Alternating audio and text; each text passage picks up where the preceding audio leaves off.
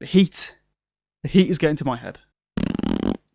Yesterday, there was yet another horrific attack on free people. Outside a mosque in Finsbury, in the early hours of Monday morning, a complete cunt of a human being thought it just to drive into a crowd of people intending to do as much harm as he possibly could. In my eyes, this was an act of terror. The culprit was a man who was disillusioned and very angry at a very specific group of people. A man whose misinformed hatred was fueled by the farthest of far-right ideologies. This man set out to incite fear and induce terror at the very heart of a religious group because he wrongly mistook their entire following as his personal enemy. This man was a terrorist. Now, much to my anger, the press and the headlines surrounding this unspeakable act of evil didn't seem to want to address that. They didn't call this man a terrorist, nor what he did a terror attack. Instead, they opted to use terms like revenge attack, almost justifying this man's nefarious intentions, or even worse, justifying his intended targets. I was pissed and completely incensed by the mainstream media's unabashed protection of this man. It seemed wrong and unjust. And I wasn't the only one.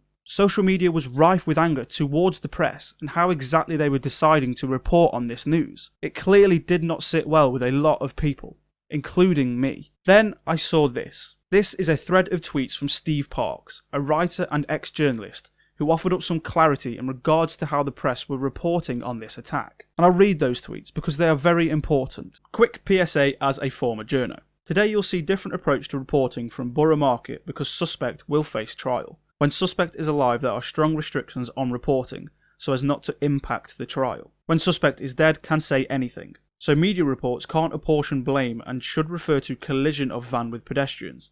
It's for the court to apportion blame. Journos and editors are very wary of being found in contempt of court, as it carries strong penalties including prison, so they will obey. This is good because best thing for victims now is justice to be served unimpeded by defence claiming impossible for fair trial. So you'll see different approach to reporting for valid reasons, not necessarily to do with the ethnicity/religion of suspects or victims. But the above doesn't mean there isn't a wider problem with bias in reporting such issues in general. I think there is. So I was wrong. There was a very specific, very real reason as to why news outlets weren't referring to this incident as a terror attack, nor referencing its perpetrator as a terrorist. And sure, as Steve Parks points out, there is often an unjust media bias in the ways in which these things are reported. But to have an opinion on how something such as this is reported by the media, without having all the relevant facts, is moronic. I was moronic for jumping to such a conclusion without lining up all the correct information, or even trying to tease out some sort of realistic answer, because apparently, abundantly, it was there. My opinion before I saw these tweets on how the press were treating this incident was entirely misinformed and wholly incorrect. I was an idiot. And that very situation brings me on to the real purpose of this video. These videos that you usually see on a Tuesday, well, I'm killing them off. In this format anyway. Instead, I'll be replacing them with something I need just as much as I think the entire internet does as a whole. I am now going to be waging a war.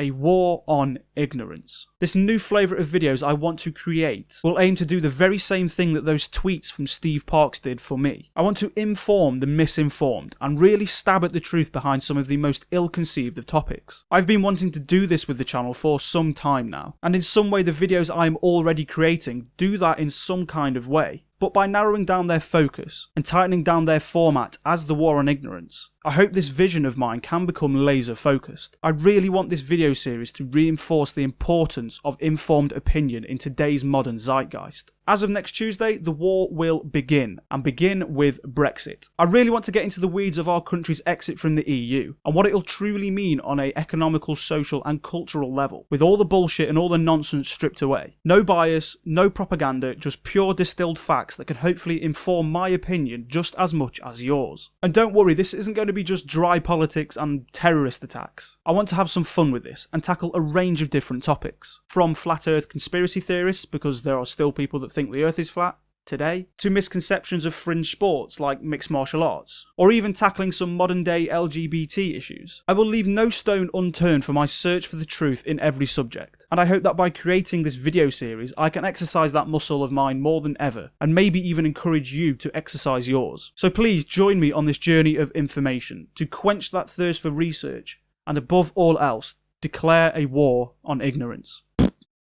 So I got halfway through recording that, and apparently I didn't hit record on the camera.